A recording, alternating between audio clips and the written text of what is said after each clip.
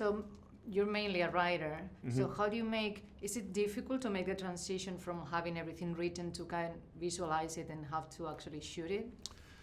Yeah, it was hard, because a lot of time when you're writing it, you write it and then someone else is going to figure out how to accomplish it, and I didn't have that. I knew that was going to be up to me. So while I was writing it, I had a little bit of a shorthand with the director. I could go, but so that was challenging, trying to figure out. Well, okay, I'm going to be the guy who's going to figure this out. So how do I write it in a way, So, but the transition, I'm working with a lot of the same people I've worked on with a lot of these movies. So it really felt like making a movie with your friends, and it was a very safe space, very collaborative. Really the best you could hope for when you're making your debut. So where does this love for horror come from?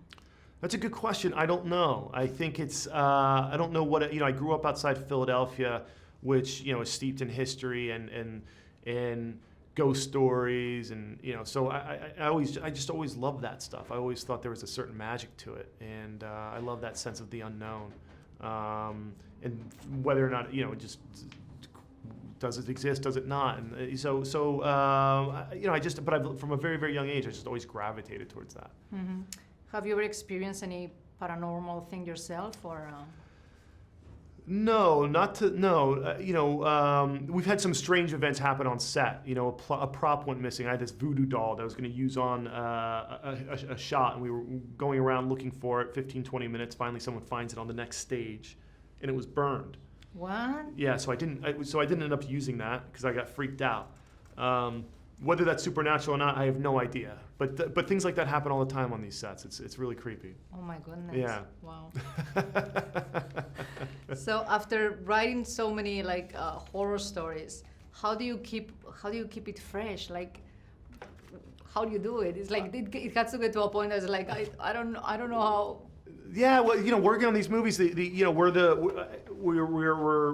really the first audience members, right? We're the first people, so we know if we're bored, the audience is going to be bored. We know if we're not scared, the audience is going to be scared.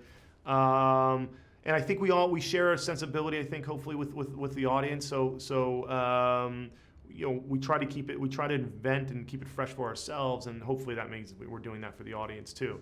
But yeah, it's just a lot of fun to try to figure out. I mean, it is challenging, but it's a lot of fun to try to think of okay, what can we do different this time? And what were your references horror-wise growing up? Oh, I grew up, in the 80s, so I'm a huge John Carpenter fan. I love, it's really anything late 70s, early 80s, all the way through. Were huge influences on me, and also the Amblin movies. Where I love movies where the parts are comedic, other parts are scary. There's sense of adventure. Those I carry those with me a great deal in all the work I do. Hopefully.